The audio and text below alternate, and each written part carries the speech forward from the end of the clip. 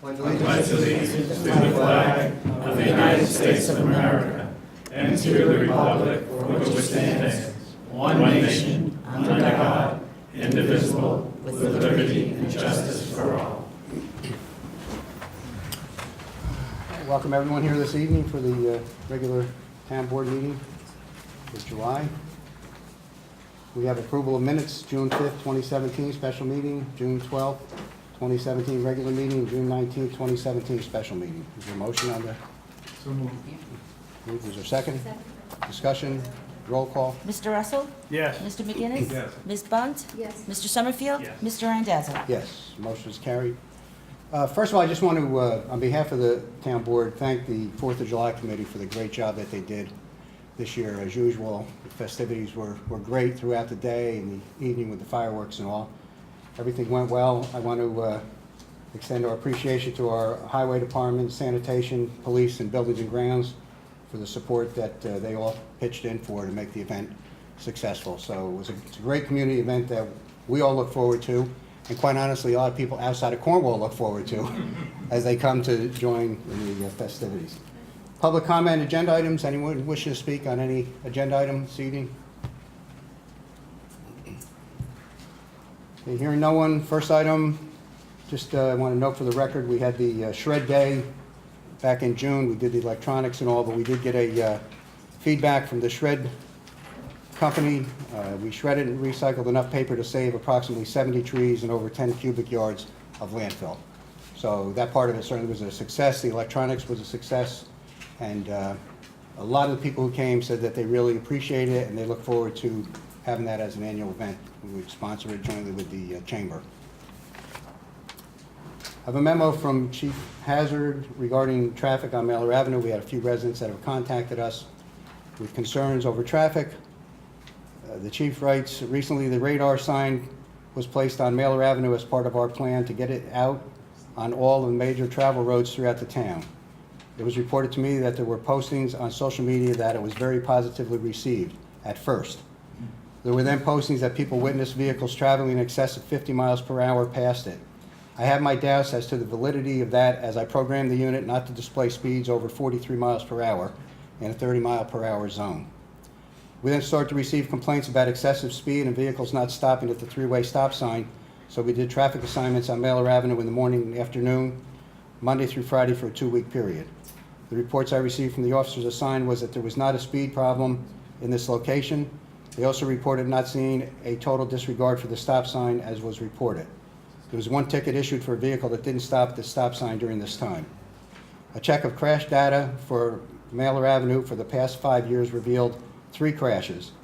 One involving a sanitation truck striking a stopped vehicle, a report of parked vehicle being sideswiped overnight where the vehicle that caused the damage left the scene, and a vehicle struck a parked vehicle and the motorist reported a problem with her brakes.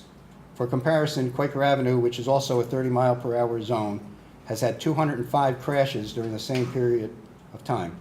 On June 5th, there were 2 crashes at the intersection of Quaker and Fontaine, one in the morning and one in the evening. We'll continue to monitor traffic safety concerns on Mailer Avenue. Next, I have a letter from Senator Larkin. Earlier this year, I'd written a letter to Senator Larkin seeking a grant for the town to be used at Town Hall and on the town grounds. I received a letter from the senator stating that he has secured the grant in the amount of $165,000 for improvements and upgrades to the Town Hall, access roads to the town's recreation facilities and the senior cottage, Munger Cottage. And also, as part of the grant, we'll be replacing all of the town hall windows for energy efficiency and ease of opening and closing, which most of them don't open and close now. So that'll be a added benefit. And hopefully some furnishings for the conference room on the upper level. So we'll complete the paperwork for that, and I'm hopeful that we'll have all the approvals within the next 12 months and be able to get the work done next year. We want to thank Senator Larkin for his support of the community on these projects that really are important to everyone who uses Town Hall and actually even the facilities.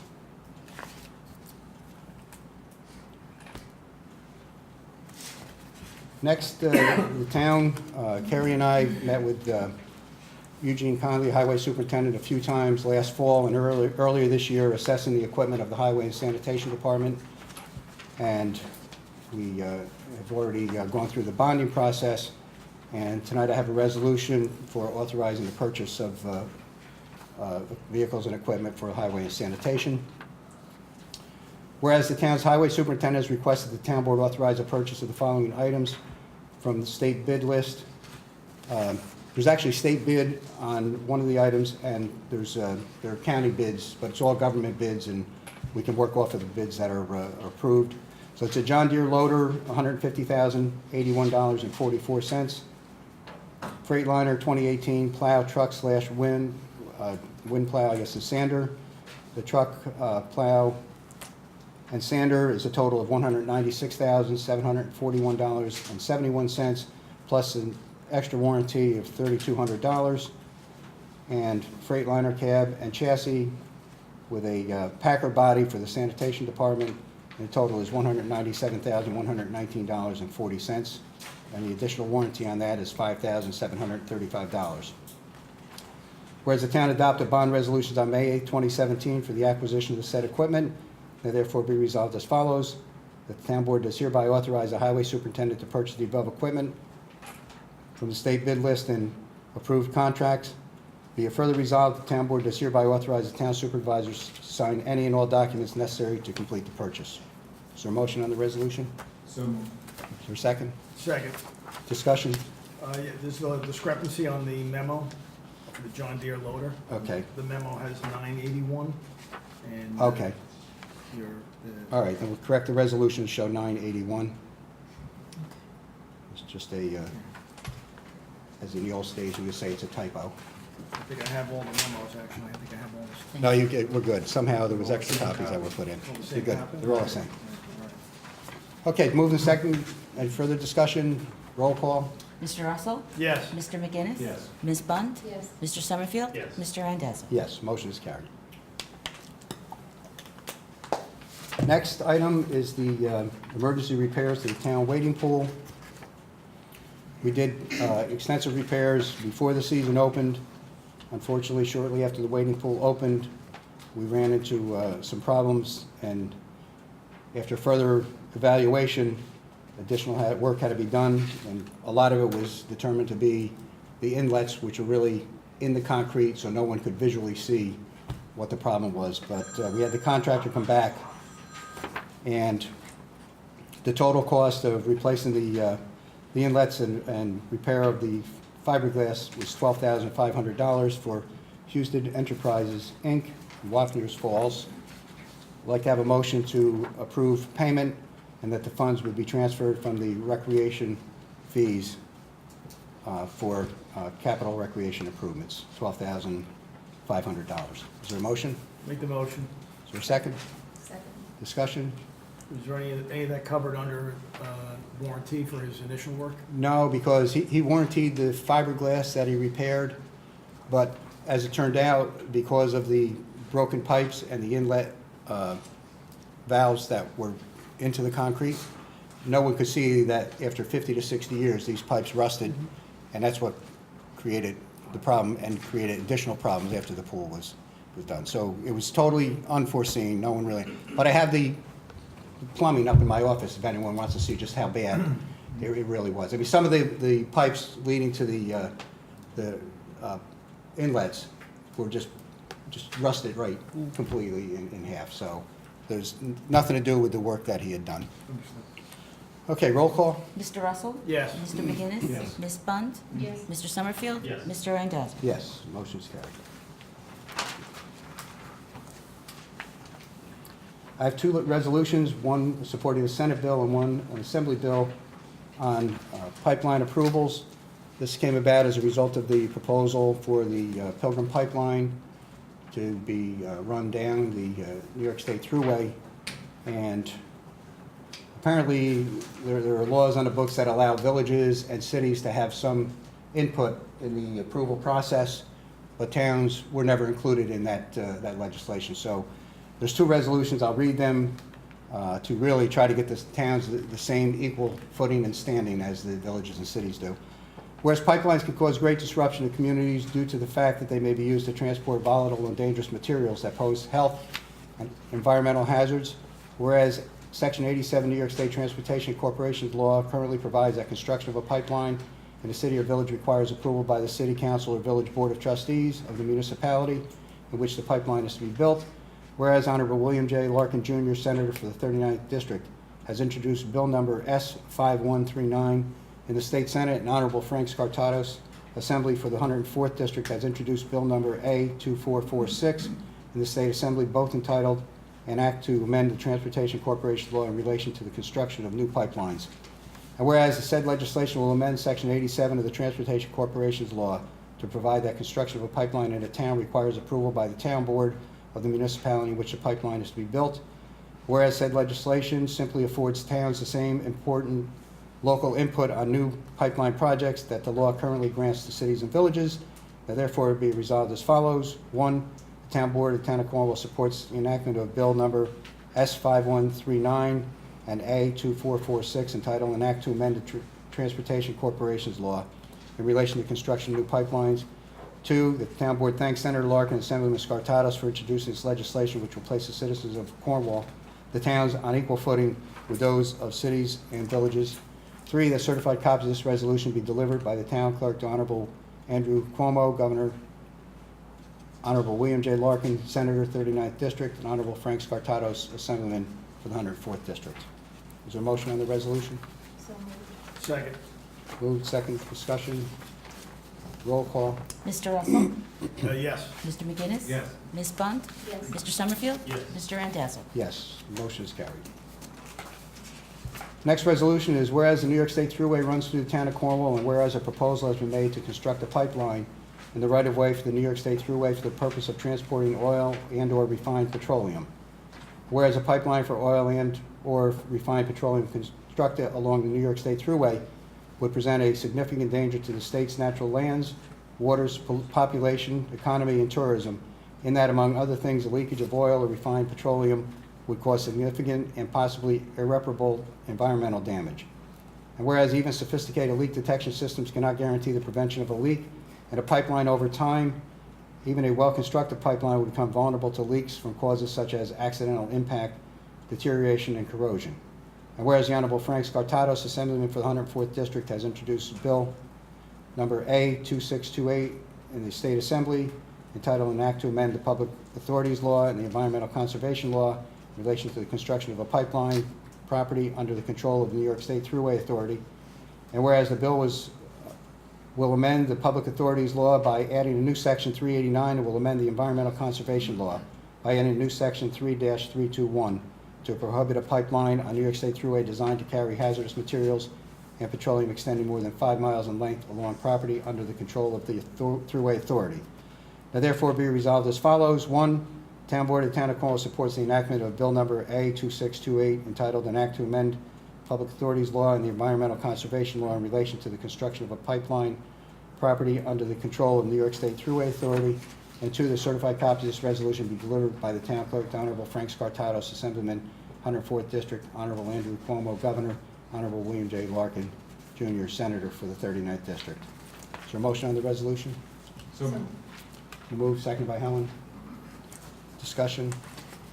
On top of all that, I mean, logistically speaking, anytime the thruway is closed for any incident, it's a major disruption. If we had a major oil pipeline that would shut the thruway down, it would choke this entire area. So it's- We've had examples of that over the years. It would be a long-term problem that would literally choke us off. Further discussion? Roll call. Mr. Russell? Yes. Mr. McGinnis? Yes. Ms. Bunt? Yes. Mr. Summerfield? Yes. Mr. Randazzo? Yes, motion is carried. Next is a resolution on the Csea Employee Benefit Fund Dental Vision Renewal Plan. This is just a routine where they send us the rates for the next 4 years, I believe it is, on those benefits, and just need the board to approve the resolution.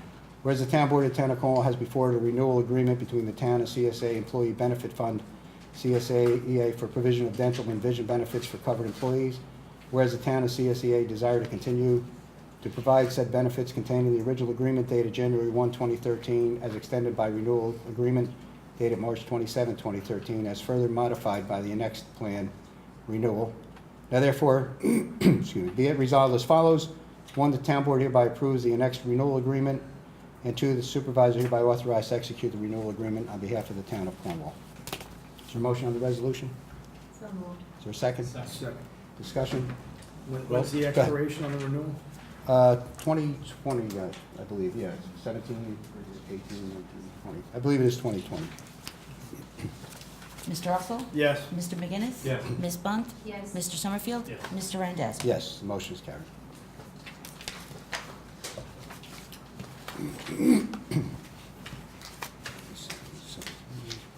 Yes, 2020.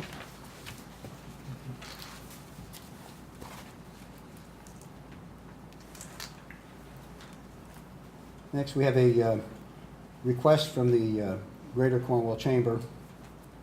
They had the County Executive Steve Newhouse at their meeting, I think about 2 weeks ago, and discussing tourism and promoting tourism in the community.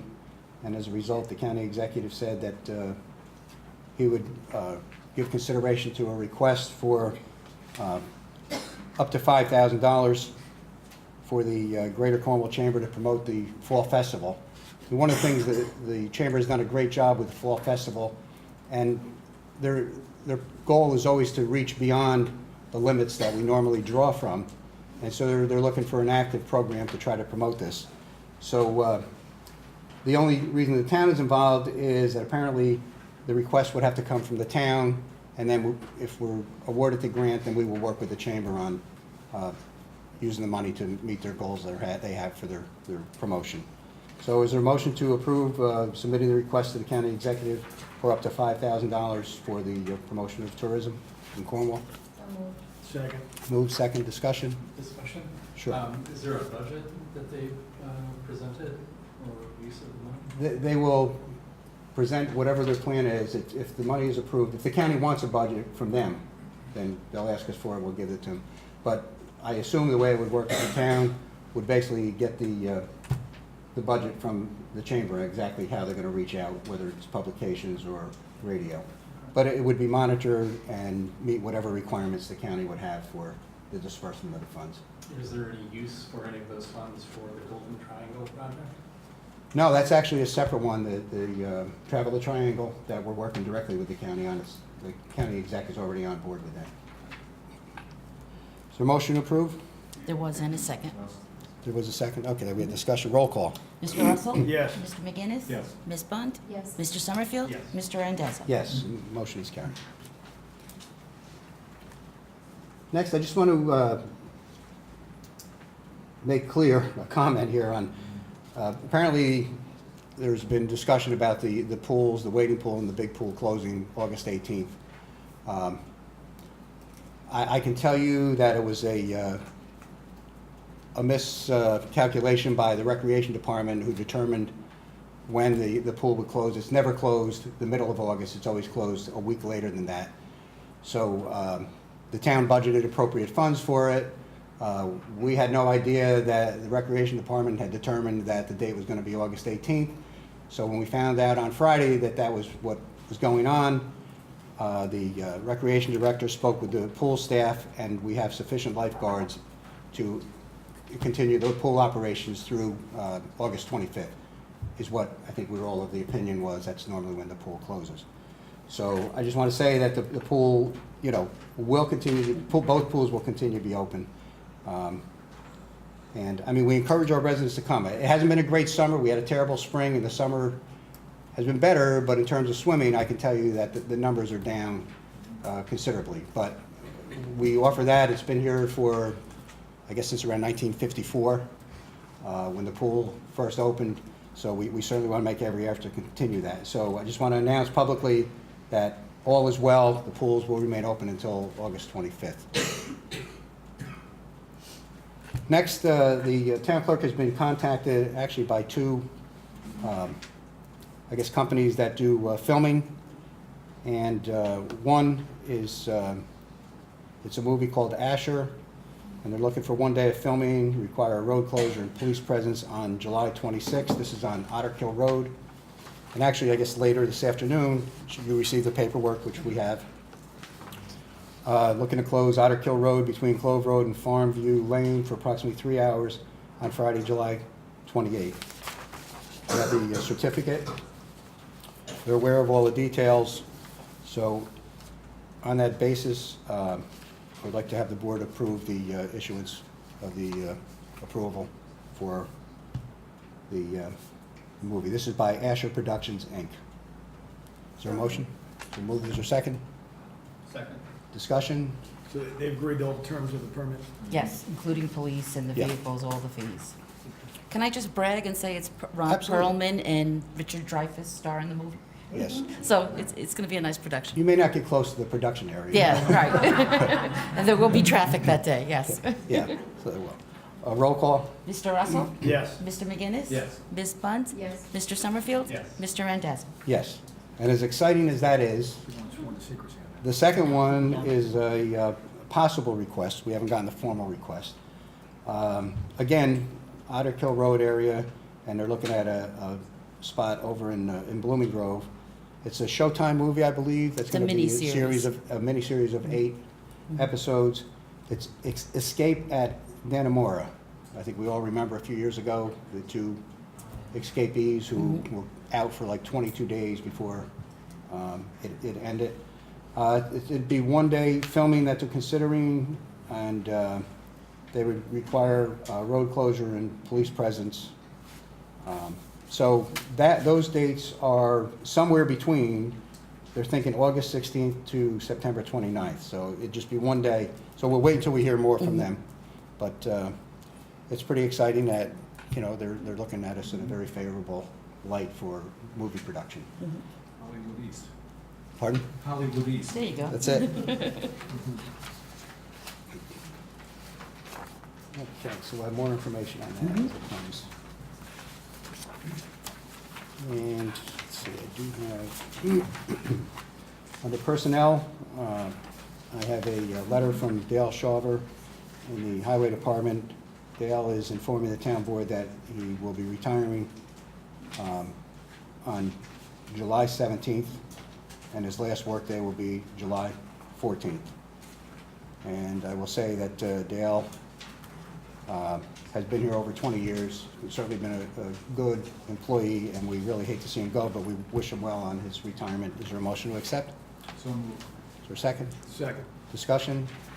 Roll call? Mr. Russell? Yes. Mr. McGinnis? Yes. Ms. Bunt? Yes. Mr. Summerfield? Yes. Mr. Randazzo? Yes. Motion is carried. Committee reports? Councilwoman Bunt? Okay, the Senior Advisory Committee met today, and we're going to move forward with having the barbecue, and it will be September 15th at 12 o'clock. So there'll be burgers and hot dogs, some salads. We'll have music, hopefully by Mark Anderson, and we're going to do old-time games, horseshoes, old-fashioned basketball with the basket, the old wicker basket. So we're gonna bring them back to their time, or my time. So, that's in place. They do have their movie night. That's, this month, Rod. It's, on a Friday, it's the 21st. Okay. So, that's pretty much it. The calendar is pretty much standard. They do just about the same thing every month.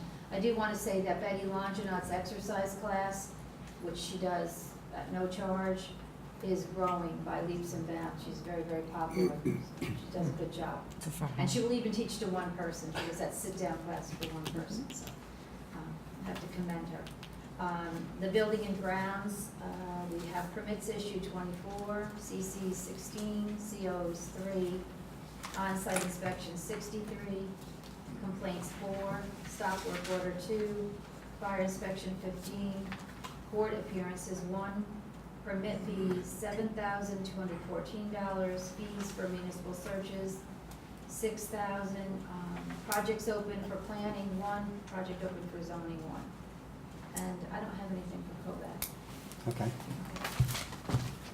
I think we will, just to mention for the record, as we know, that Kovac is now independent of the town. They're out there operating as an independent ambulance service, and they'll be remaining operating out of the ambulance building, and we certainly wish them well, and we'll look to support them any way that we can. So we want to thank them for what was actually just about 30 years of really being part of town government and acting as a department of the town. But given the climate for ambulance corps and the way that it's changed over the years, this is an opportunity for them to really be out on their own, and it may give them some other opportunities providing services in other ways as an ambulance organization that they wouldn't have been able to do under the town. So we certainly wish them well. We thank them for their years of service and hope that they continue for many more years. Councilman Summerfield? Cornwall Conservation Advisory Committee did not meet this month, and I have nothing on Cape Fire. Okay. Councilman Russell? For the police department for June of 2017, there were 867 calls for service. There were 39 motor vehicle accidents reported, 8 911 hangups that we responded to, 33 alarms, that's a combination of residential and businesses, 20 ambulance requests, 20 animal complaints, 15 disabled vehicles, 26 suspicious vehicle or person calls, 10 house checks were performed, and 22 assists for other agencies. I have no other memos. We covered the other issue with mail. For recreation, I don't have anything from recreation at this moment. For CAMO, for Firthcliffe, for June of 2017, routine maintenance, but on top of that, TAM did clean out some trouble spots in the collection system. However, unfortunately, we were still 1/1000th over on the flow parameters. All the other parameters were within permit limits. And for Shore Road, on top of routine maintenance, there was a DEC inspection, an annual DEC inspection performed, and Shore Road was within permit limits for all measured parameters. Good. Okay. That's it, Peter? That's it, yes. Okay. Councilman McGinnis? Highway Department for the month of June. They helped the Sanitation Department as usual, road mowing and weed eating townwide, tree trimming to prep for road oil work, patch crews townwide with hot mix, catch basin repairs various locations, electronics day at Town Hall. They helped out, played a big part in that. Sweeping of streets townwide, they assisted with, or at least delivered equipment and picked it up for the touch-a truck that was held by Mountain Bill Engine Company. Prep for Memorial Day Parade, sign repairs and replace townwide various locations, cleaning of weeds on walks townwide, and tree work townwide with trimming and removals. On the town's comprehensive plan committee, their next meeting will be on Wednesday, July 19th at 6:30 p.m. at Town Hall. That's all I have. Thank you, Karen. Do you have anything? That's you. Good. Okay, I just want to mention on the Economic Development Advisory Committee, some of us met last week before last. It was, the Thursday before. Yes. And they had the architect do sort of a sketch workup on the center of Main Street and talked about a few different conceptual ideas that they have, and they'll be working further with the architect, and hopefully we'll be having a little more dialogue before they move on. It was good seeing the initial presentation that they have and the ideas that they're bouncing around. So that at least is moving in a direction that hopefully will result in some improvement in the Main Street area. So we have warrant number 7. Is there a motion? So moved. For a second? Second. Michael, Helen, second. We all want to pay the bill. You all want to pay the bill? Roll call. Mr. Russell? Yes. Mr. McGinnis? Yes. Ms. Bunt? Yes. Mr. Summerfield? Yes. Mr. Randazzo? Yes. Public comment on anything? Yes, Carla? I wanted to thank the town board for approving the Hudson Highlands Land Trust moving forward with the open space inventory. The town of Blooming Grove also approved it, and the village of Cornwall and Hudson approved it, and the grant was submitted this past Friday. I also wanted to thank the town for its leadership on the pipeline issues. That's been wonderful to see that level of support. And now with my working hat on, it's really exciting to hear about the windows. And if you would like, I'm happy to share specs regarding really good energy efficient windows for the grant funding that's going. You don't sell them though, right? No, I do not sell them. No, it would be a conflict of interest. All right, Just the Paula. specs. All right, thanks. Anyone else? Yes. Hi, I'm Virginia Scott, I live at 36 Willow Avenue. First of all, I'd like to thank the Board of Assessment Review. I know that they had a very hard time with the revow, but I would like to bring to your attention, during my hearing on June 6th, something happened. We had to raise our hand as an oath to tell the truth. I was fortunate with Tyler Technologies to take a picture of the comps that were used to determine the assessed value of my home. During the hearing, the assessor actually tried to present different comps, and the Board of Assessment chair actually stopped the assessor and said, that is not fair play. The homeowner was provided with comps to show how their home value was determined, and the assessor basically tried to submit false information, and it really did a disservice to the homeowner. And I was very grateful that the Board of Assessment Review, they all told the assessor that he cannot do this, and I'm concerned about other people if this happened to them. And again, this was supposed to be a fair and impartial way of revaluing and making it equal. And when the assessor is making up other comps, and I gave you a letter, I believe, in March, which I did not get any answer to, this is just not right. And, you know, I want you to investigate this, because if I have to tell the truth, so does he. Thank you very much. I would like you to investigate it and get back to me, please. Well, let me put it this way. You can talk to the chair. Let me put it this way, Virginia. If you wish this town board to conduct an ethics investigation, then I would suggest, and the attorney can correct me if I'm wrong, that you put it in writing, all the details that you've alleged here this evening, Okay, and present it to the town board. okay. Okay, and then we will follow the criteria and the guidelines of the ethics rules. Is that the appropriate way to? Well, it's appropriate for her to present it to the town board. The Correct. town board then has to decide if it's going to send it to the ethics. Correct. It doesn't automatically go. No, Right. it doesn't automatically go, it comes to And the if I town board. may, you know, I've already been through this, and I was actually promised a response from the ethics board, and they didn't. And, you know, the ethics board, Well, I don't know, right, I'm not. they said I yeah. deserved at least the decency and dignity of a response. Yeah, I'm Right, not this was sure. you were there for that hearing, right, Mr. Gatto, last year? And I did bring that to their awareness. Not this particular No, instance. not this one, no. But, again, there is a pattern of behavior that I want to report. Thank you. Thank you. Anyone else? Hearing no one, entertain a motion. I'm sorry. Yes, Rick? Yeah, Rick Joy at Cornwall and Hudson. I just also wanted to follow up on the pipeline issue. And I'm just curious, assuming that the town is successful in getting approval for the Senate and Assembly bills, how does it affect private entities? For instance, Storm King Arts Center. I mean, they abut the thruway. I mean,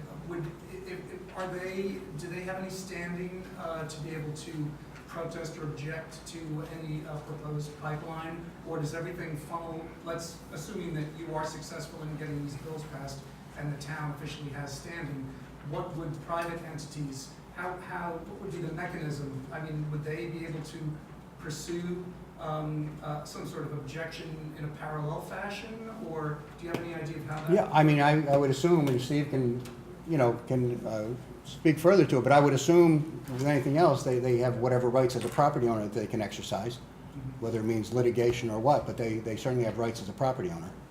Yeah, private property owners would not be, as far as approvals or objections, affected by these two bills at all.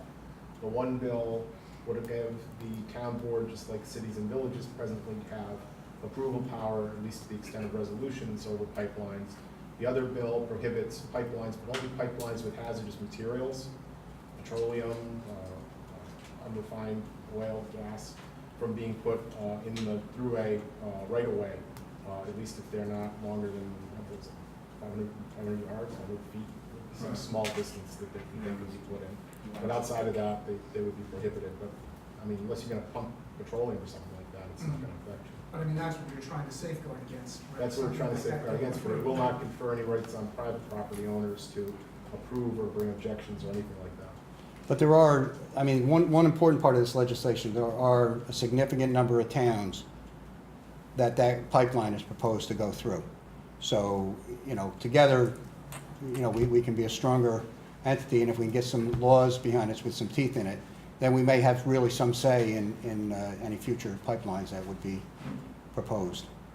So the Pilgrim Pipeline, as we said from the beginning, is a terrible deal for everyone. It's a real danger that I think everyone recognizes, apparently, except the Thruway Authority. So, and those in Albany. But those of us who live along the route, we recognize the danger that it really could present to the communities along the way. So, okay, entertain a motion to go into executive session to discuss personnel pertaining to the Building and Grounds Department. So moved. Is there a second? Discussion, roll call. Mr. Russell? Yes. Mr. McGinnis? Yes. Ms. Bunt? Yes. Mr. Summerfield? Yes. Mr. Randazzo? Yes, motion's carried. Thank you all for coming this evening. Welcome back, and hopefully you'll get to